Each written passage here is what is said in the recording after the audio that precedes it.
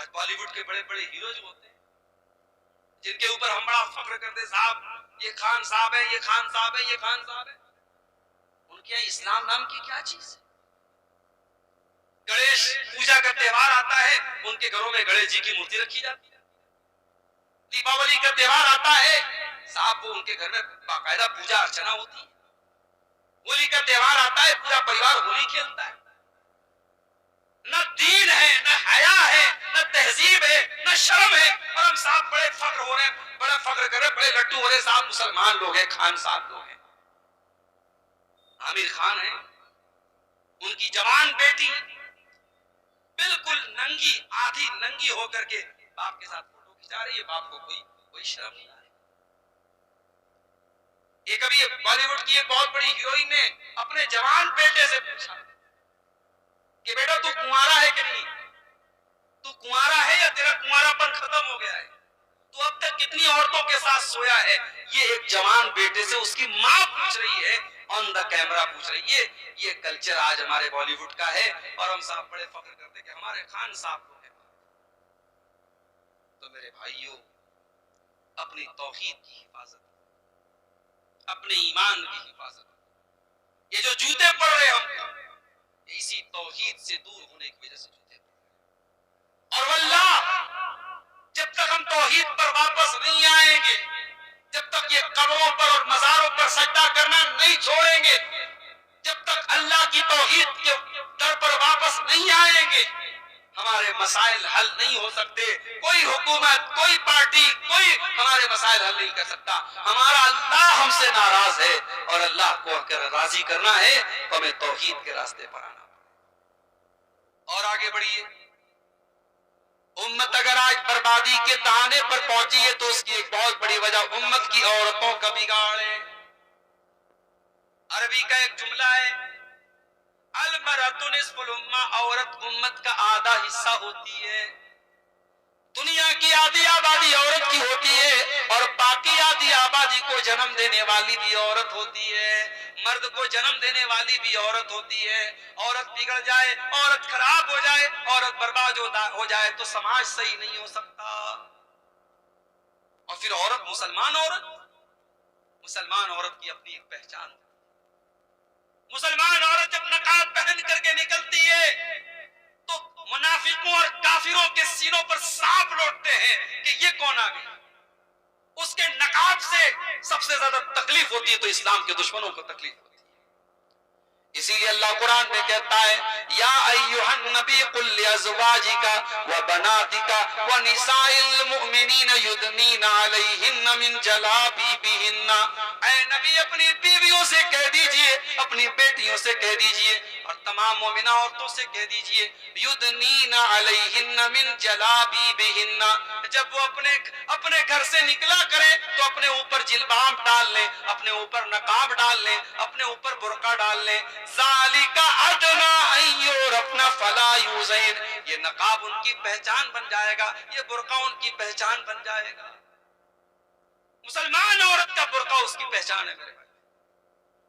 آج بنگال کا علاقہ آپ سے قریب ہے، بنگال میں جلسوں میں جاتا ہوں، مردوں کا پنڈال لگا ہے، بیچ میں ایک جو ہے ہلکا سا وہ باؤنڈری دیا ہوا ہے، دوسری طرف عورتیں بیٹھی ہوئی ہیں اور سب بغیر نقاب کے بیٹھے ہوئے ہیں۔ یہ مناسب نہیں ہے میرے۔ نقاب کوئی یو پی اور بہار کا کلچر نہیں ہے کہ صاحب یو پی کی عورتیں نقاب پہنتی ہے، بہار کی پہنتی ہے اور بنگال کی نہیں پہنتی ہے، کیرلا کی نہیں پہنتی ہے، تمل ناڈو کی نہیں پہنتی ہے۔ یہ نہیں ہونا چاہیے۔ نقاب مسلمان کا کلچر ہے۔ بہار ہو، بنگال ہو، یو پی ہو، جھارکھنڈ ہو، ہر جگہ اور ہر علاقے پر نقاب اپلائی ہوتا ہے۔ نقاب کا تعلق کسی کاسٹ سے، کسی ایریا سے، کسی برادری سے نہیں۔ آج مسلمان عورتیں، اللہ معاف کرے، بڑی خرابیاں ہماری عورتوں کے اندر پائی جاتی ہیں۔ سب سے بڑی خرابی تو یہ ہے کہ ہماری عورتیں دین سے دور ہیں۔ اور آج کا یہ پروگرام میرے خیال سے مدرسہ، کیا نام ہے، مخرجہ للبنات، لڑکیوں کا ادارہ ہمارے مجیب الرحمان بھائی نے قائم کیا۔ مجھے بڑی خوشی ہوتی ہے، میں گیا ہوں بعض لڑکیوں کے اداروں میں اور مجھے حیرت ہوتی ہے کہ کیسے یہ ادارے چلتے ہیں۔ बड़ी कुर्बानियां लोग देते हैं साहब। वो औरतें, वो लड़कियां अपने घरों को छोड़ के, अपने माँ बाप को छोड़ के, ऐसा नहीं कि वो हॉस्टल में बड़े महल में रहती है, टूटे फूटे से कमरे होते हैं और फैसिलिटी बहुत कम होती है, मगर अपने घर बार को छोड़ के, अपने माँ बाप को छोड़ के हॉस्टलों में रहने वाली ये लड़कियां क्यों आती हैं? ताकि दीन सीख लें, कुरान सीख लें, हदीस सीख लें, उम्मत की भलाई की बातें सीख लें और जाकर के एक अच्छा दावत का काम करें। मेरे भाइयों, आज हमारी औरतों के अंदर दीन की जानकारी ना के, और आप देखिए आपके बिहार में और आपके बंगाल में बड़ी तादाद में मस्जिदों में औरतों का इंतजाम है। आपके गांव में है? नहीं। ऐसा नहीं कि गांव में पैसा नहीं लोगों के पास, मस्जिद बना सकते हैं तो क्या औरतों को उसमें नहीं बना सकते? हिसाब किताब बिल्कुल बना सकते। झारखंड में एक जगह पड़ती है लालबटिया, वहां पे बहुत शानदार मस्जिद थी। मैं गया वहां जुमा पढ़ाने, मैंने कहा कि साहब इतनी बड़ी मस्जिद है, हजारों की तादाद में मर्द हजरात आए हैं अब्दुल गफ्फार साहब को सुनने के लिए, कि आपकी औरतों को दीन सीखने की जरूरत नहीं है, दीन सुनने की जरूरत नहीं है। मैंने लोगों से कहा कि आपके अल्लाह ने बहुत दौलत दी है वहां, चूंकि कोयले की कान है, बहुत पैसा है लोगों के पास। मैंने कहा आप अगर कोशिश कीजिए, आगे बढ़िए, आप एक दिन में अगर मेहनत करेंगे औरत का इंतजाम कर सकते हैं मस्जिद। अगली बार 1 साल के बाद जब मैं गया उस मस्जिद में, देखा शानदार औरतों का भी पूरा पोर्शन बना दिया है और औरतें भी बड़ी तादाद में जुमा की नमाज में आ रही। औरतें प्यासी है दीन की, उनको तलब है दीन की, आप उनकी तलब को पूरा नहीं कर रहे। वो चाहती है कि हमें दीन सिखाया जाए, हमें दीन बताया जाए। और माफ कीजिएगा, ये जलसों और तकरीरों में औरतें जो आती हैं, मुझे पता है वो तकरीर सुनती कम है, मार्केट में ज्यादा टहलती रहती है। मार्केट में मेरा ठेला में ज्यादा लगी रहती है, जलसे में कम आती है। जलसों से दीन नहीं सीखेंगी। आप औरतों का इंतजाम मस्जिद में कीजिए और हर खुतबे में औरतों को लेके आइए और फिर घर की औरतों को दीन सिखाइए। अल्लाह के नबी फरमाते हैं, नेमन निसाउ, हजरत आयशा फरमाती हैं, नेमन निसाउ निसाउल अंसार, अंसार की औरतें बड़ी बेहतरीन औरतें होती हैं। ला यमनउहुन्नल हयाउ अन यतफक्कान फिद्दीन, वो दीन सीखने के मामले में शर्माती नहीं है। औरतें दीन सीखने के मामले में शर्माती नहीं। अंसार की औरतें दीन सीखने के मामले में शर्माती नहीं। वो नबी के पास आकर के बड़े प्राइवेट किस्म के मसले पूछती थी, हैज का मसला पूछती थी, मियां बीवी के मुलाकात का मसला, बड़े प्राइवेट किस्म के मसले भी पूछती थी। वो दीन सीखने के मामले में शर्माती नहीं। तो अपनी औरतों को दीन सिखाओ मेरे भाई। आज औरतों के अंदर बड़ी जहालत है। शादियों में औरतें क्या क्या कर रही हैं? सिंदूर लगा रही हैं, माथे की बिंदिया टीका लगा रही हैं। हमारे बनारस में एक जगह शादी थी, शादी के मौके पर लड़की को बहुत सारा सामान दिया जा रहा था, उसमें एक सुहाग की पुड़िया थी। मैंने कहा ये क्या? बोले सुहाग की पुड़िया है। उसमें क्या है? सिंदूर है, उसमें कुछ जड़ी बूटी है, कुछ सामान है, उसका नाम रख दिया सुहाग की पुड़िया। इस्लाम में कोई सुहाग वाग नहीं है साहब। इस्लाम में शादीशुदा औरत की सुहाग की कोई निशानी नहीं। लड़की ने निकाह कर लिया, बस यही निशानी है। उसके गले में मंगलसूत्र का होना, उसके बाल में जो है वो सिंदूर का होना, उसके माथे पर बिंदिया का होना, ये सब जहालत है, ये सब गैर इस्लामी कल्चर है। इस्लाम का इससे कोई ताल्लुक नहीं। औरतों में बहुत सारी जहालत है। शादी होती है साहब, उसमें देख लीजिए कितनी रस्में हैं। हल्दी की रस्म हो रही है, शादी के एक दिन पहले रात में बैठ करके औरतें गाना गा रही हैं, नाच रही हैं। मुसलमान की बात कर रहा हूं, उनके घरों की बात कर रहा हूं, नाच गाना हो रहा है। वो देहातों में पता नहीं क्या क्या बिरहा वगैरह गाती है, गीत गाती है लड़कियां, जवान औरतें वो आके गीत गाती है शादी के मौके पर। ये सारी चीजें गलत है। हल्दी की रस्म होती है, शादी के 2-4 दिन पहले हल्दी लगती है दुल्हन को। अब उसमें जितनी लड़कियां आती है सब हल्दी कलर का कपड़ा पहनते हैं, दावत होती है। गरीब आदमी बेचारा शादी करने के लिए उठता है, परेशान हो जाता है, कहां से शादी। गरीब आदमी के लिए शादी करना चैलेंज हो चुका है। बेचारा बैंक से लोन लेता है, कर्जे लेता है, घर मकान बेचता है, तब जाकर के गरीब अपनी बेटी की शादी करता है। मेरी माँ और बहनों, आपकी जिम्मेदारी, अगर आप तक मेरी आवाज पहुंच रही है, आपकी जिम्मेदारी बहुत बड़ी।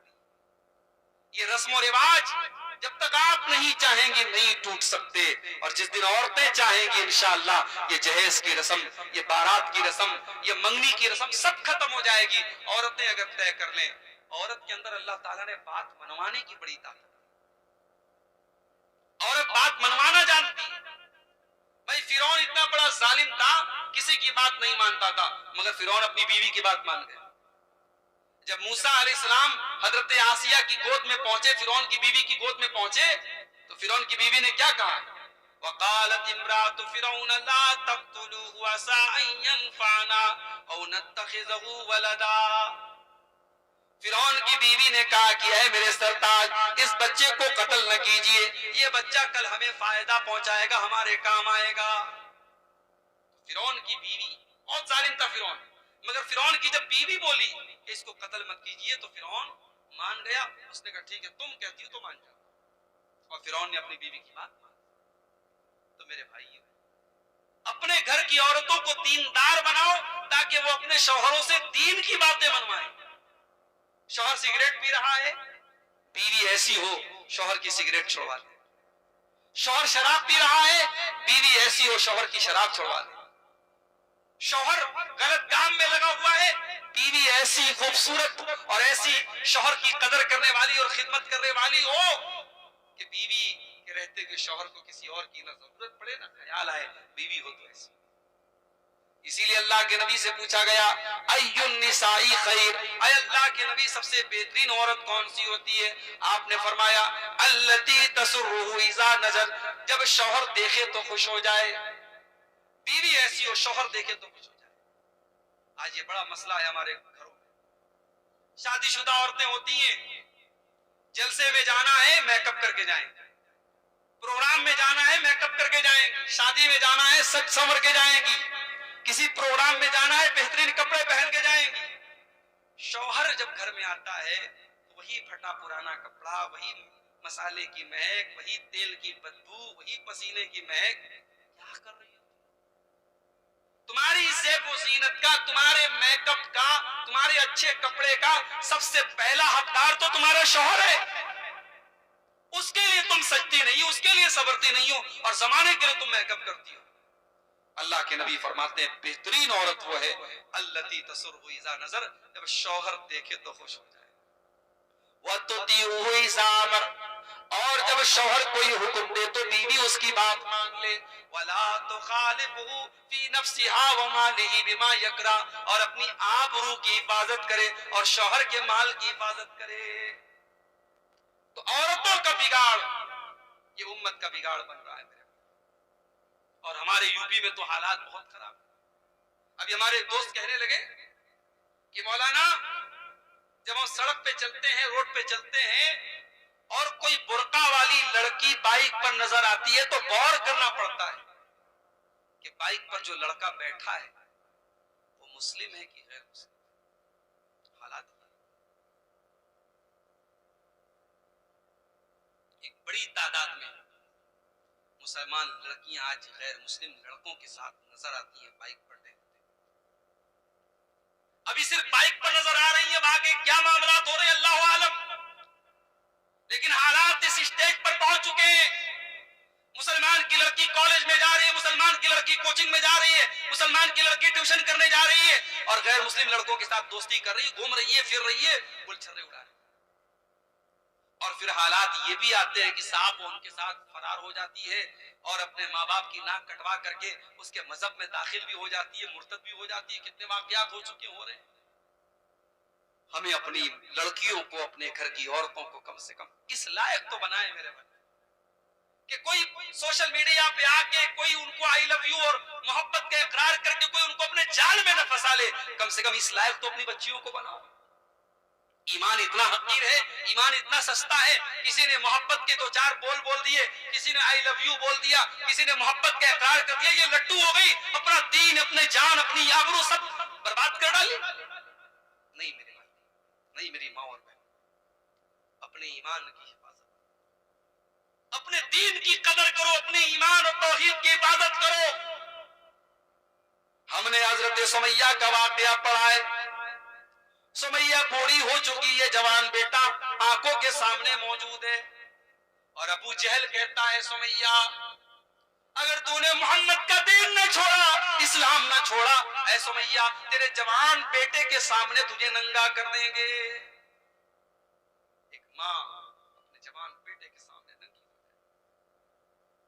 معمولی بات تو نہیں ہے میرے بھائی، بڑی آزمائش کی بات۔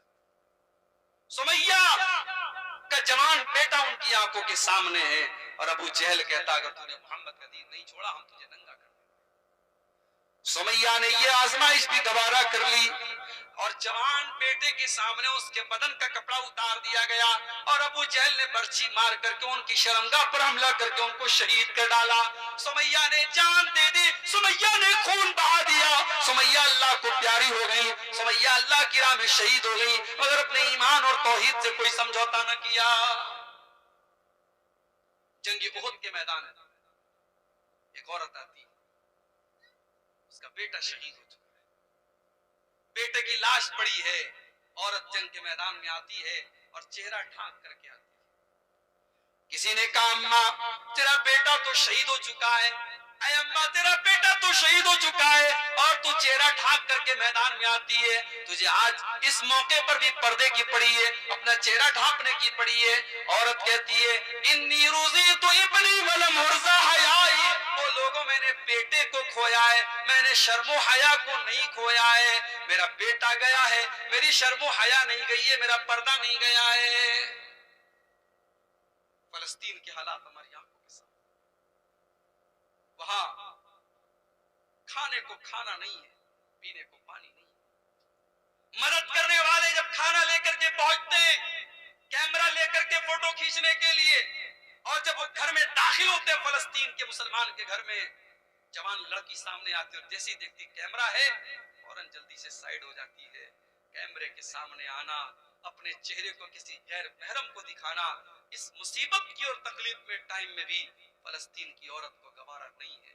میری ماں اور بہنوں، وہاں کی عورتیں ہمیں سبق دے رہی ہیں، ہمیں پیغام دے رہی ہیں کہ اپنے پردے کی حفاظت کرو، اپنی شرم حیا کی حفاظت کرو۔ اور میں اکثر کہتا ہوں اپنی تقریروں میں کہ عورت کا جنت میں جانا بہت آسان ہے، اور صرف 4 کام کر لے وہ جنت میں ہو جائے۔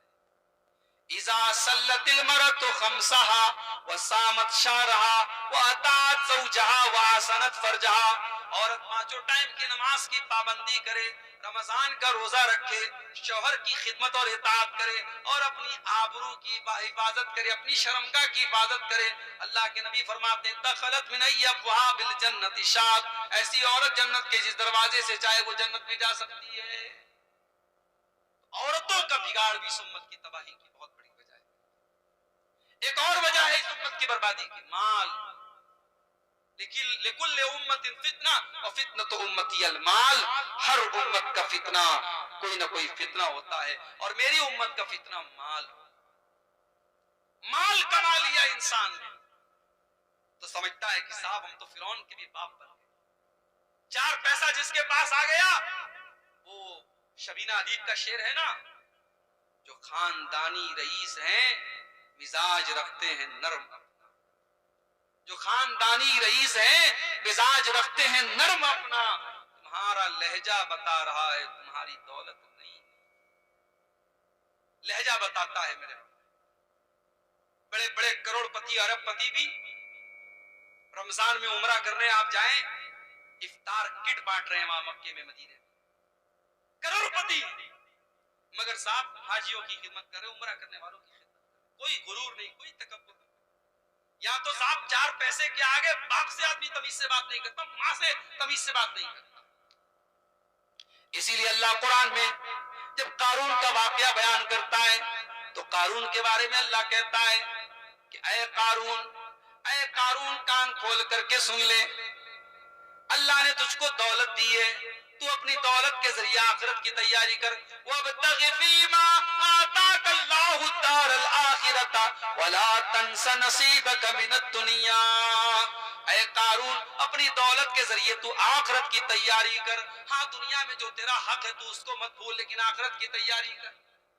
اللہ نے اگر آپ کو مال دیا ہے میرے بھائیو، اپنے مال کے ذریعے آخرت کی تیاری، مال کو بربادی کا ذریعہ مت بناؤ، مال کو تباہی کا ذریعہ مت بناؤ، مال کے ذریعے آخرت کی تیاری۔ سب ٹھاٹ پڑا رہ جائے گا، جب لاد چلے گا بنجارا قبر کی مٹی میں نہ مال کام آئے گا نہ تجوری کام آئے گی نہ بینک بیلنس کام آئے گا. وہاں کام آئیں گے تو آپ کے نیک عمل کام آئیں گے. آپ نے اللہ کی راہ میں جو کیا ہوگا, جو خرچ کیا ہوگا, جو نمازیں پڑھی ہوں گی, جو نیکی کی ہوگی, وہی کام آئے گی. میرے پیارے ساتھیوں, مال آج ہمیں اور آپ کو برباد کر رہا ہے. بھائی بھائی میں مقدمہ چل رہا ہے, کیوں؟ مال کی وجہ سے. گھروں میں جھگڑا کیوں؟ مال کی وجہ سے. ایک دوسرے کی زمین ناجائز طریقے سے کیوں ہتھیار ہے؟ مال کی وجہ سے.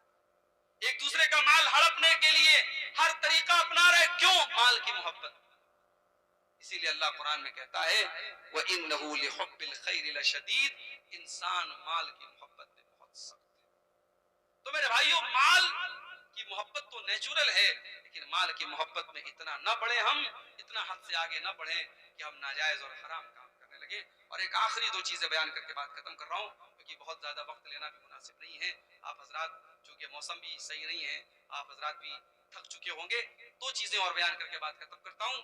آج ہماری تباہی اور بربادی کی ایک بہت بڑی وجہ جو مجھے سمجھ میں آتی ہے وہ یہ ہے کہ ہم اپنے علماء سے دور ہو رہے ہیں, اپنے علماء سے ہم ڈٹ رہے ہیں. انٹرنیٹ کو آج ہم نے عالم کا درجہ دے دیا, یوٹیوب کو عالم کا درجہ دے دیا, فیس بک کو عالم کا درجہ دے دیا. فیس بک پر کوئی فتویٰ دے رہا ہے, ہم نے اس کا فتویٰ سن لیا. یوٹیوب پر کوئی مسئلے کا جواب بتا رہا ہے, ہم نے اس کے مسئلے کے جواب کو صحیح مان لیا. میرے بھائیوں, یوٹیوب کے اوپر اور فیس بک کے اوپر ایک سے ایک گمراہ لوگ بھی موجود ہیں, اور بڑے بڑے بہروپیے بھی موجود ہیں. عالم کے بھیس میں شیطان بھی موجود ہیں, عالم کے بھیس میں آپ کو دین سے دور کرنے والے لوگ بھی موجود ہیں.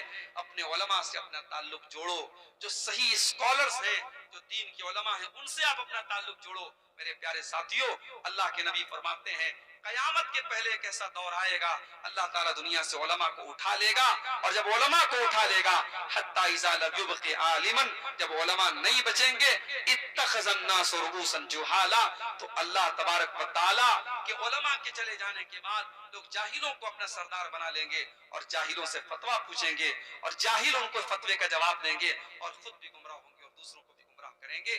آپ کے گاؤں میں, آپ کے علاقے میں جو علماء ہیں, آپ ان کی عزت کیجئے, ان کی قدر کیجئے, ان سے دین کا علم حاصل کیجئے, اور علماء کے کاموں میں ان کا تعاون کیجئے.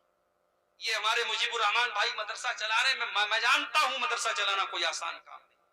ان لڑکیوں کے ہاسٹل پر جو خرچ ہوتا ہوگا, ان کے کھانے پینے پر, ان کے رہنے سہنے پر جو خرچ ہوتا ہوگا, آج کے اس دور میں مدرسہ چلانا بڑا مشکل کام ہے. اور غیروں کی نظر تو ہے ہی ہے, دشمنوں کی نظر تو ہے ہی ہے, ہمارے اپنوں کی نظر بھی مدرسوں کی طرف بہت ٹیڑھی ہوتی چلی جا رہی ہے, اور مدرسوں کو بہت نشانہ بنایا جا رہا ہے.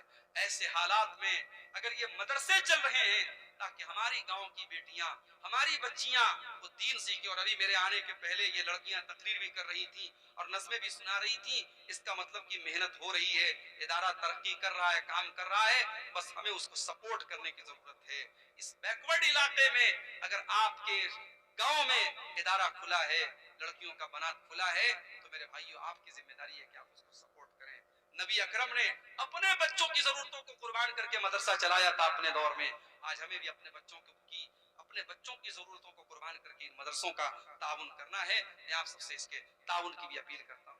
میں کافی تھکا ہارا ہونے کے باوجود, چونکہ ڈائریکٹ مجھے اسٹیج پر بلایا گیا, اور بغیر آرام کیے, بغیر کھائے پیے میں ڈائریکٹ آ کر کے اسٹیج پر بیٹھ گیا, اور یہ چند باتیں میں نے آپ کے سامنے رکھی ہیں امت کے زوال کے اسباب کے موضوع پر. موضوع اور کشادہ اور وسیع ہے, باتیں اور بھی کہی جا سکتی تھیں, مگر میں سمجھتا ہوں کہ خیر الکلام ما قل ودل, جتنی باتیں کہی گئیں باتیں کم ہوں لیکن مضبوط ہوں, مدلل ہوں, اور لوگوں کو سمجھ میں آئے وہ کافی ہے. اگر اتنی ہی باتوں پر ہم نے عمل کر لیا تو انشاءاللہ ہماری ہدایت کے لیے کافی ہوگا. ہم اللہ سے دعا کرتے ہیں آج کا یہ پروگرام جس مقصد کے لیے کیا گیا ہے, اللہ اس مقصد میں جلسے کے منتظمین کو کامیاب کرے.